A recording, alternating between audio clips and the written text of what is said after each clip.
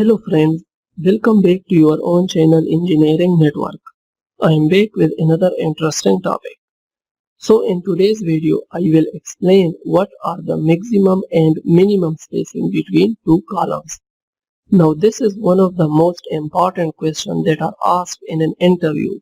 So as a civil engineer, you should know the spacing between two columns, and also it will help you on the construction site as well. So in today's video, I will explain the maximum and minimum spacing between two columns in detail.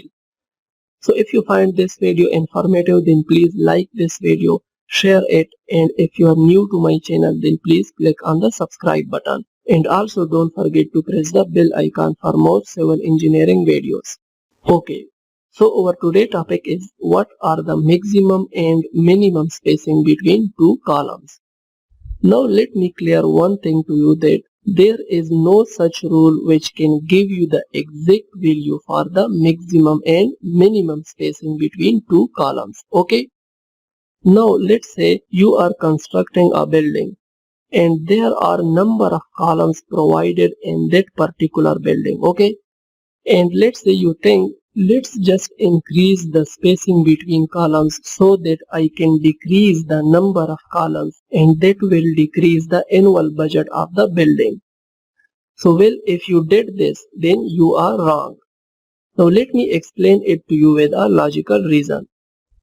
So let's say if you increase the spacing between two columns, okay, so with that you have to increase the depth of the beam as well in order to support the load coming from slab.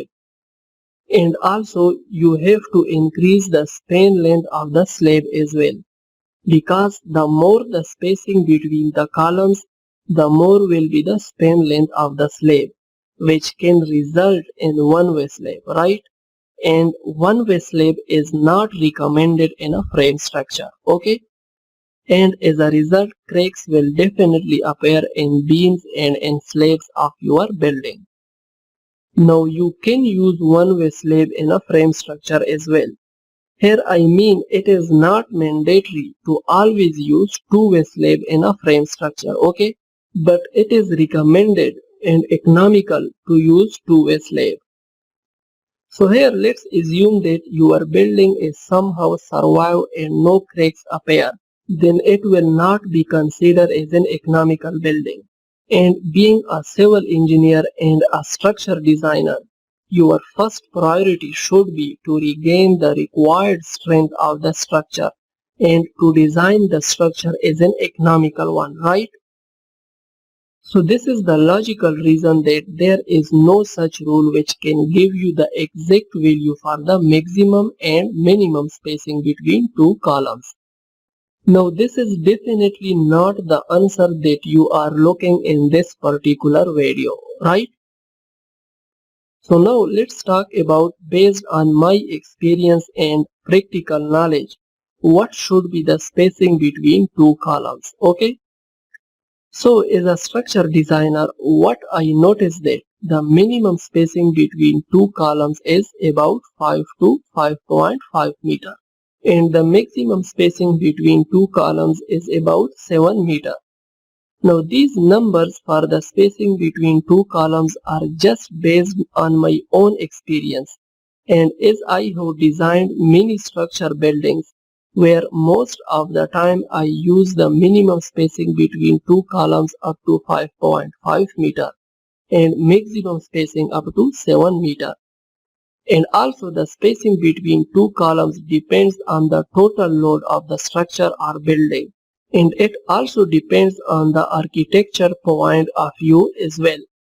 So as a structure designer, you have to assume every possibility before fixing the spacing between two columns, because this is very critical and it can result is the failure of the whole structure as well if the spacing is not as per the requirement of the structure, okay?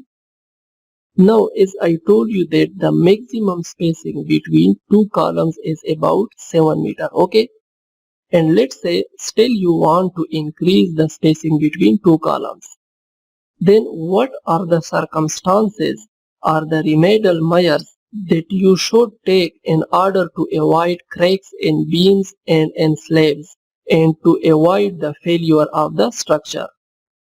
Well, if you increase the spacing between two columns from 7 meter, then either you have to change the cross-section dimensions of the column or you have to change the shape of the column. Okay? Now what does it mean? Well, it basically means that if the dimensions of the column are, let's say, 12 by 12 inches and the spacing between two columns is 7 meter, okay? And after that you increase the spacing between two columns from 7 meter to, let's say, 9 meter. Then you have to change the cross-section dimension of your column, okay? Also you can change the shape of the column from square to rectangle as well. Now you might think, how much should we increase the cross-section dimensions of the column? Okay. Now if you look at here, when the spacing between two columns is 7 meter, then the cross-section dimension of the column is 12 by 12 inches. Okay. So at 9 meter spacing between two columns, based on my experience and what I think is that the cross-section dimension of the column should be 18 by 18 inches. Now this 18 by 18 inch column will not look great. So I can also choose the alternative way by changing the shape of the column from square to rectangle and increase the depth of the column from 12 inches to 18 inches and width of the column to 15 inches. And I will get 18 by 15 inch rectangular column. Okay. So now this 18 by 15 inch rectangular column will support the load of the building safely. So these are the tactics that you can use while increasing the spacing between two columns. But still, as a structure designer, I will not recommend it to increase the spacing between two columns from 7 meter. So I hope this video will clear your concept, and if you find this video informative, then please like this video, share it, and if you are new to my channel, then please click on the subscribe button. And also don't forget to press the bell icon so that you will never miss a notification whenever I upload a new video. See you in the next video.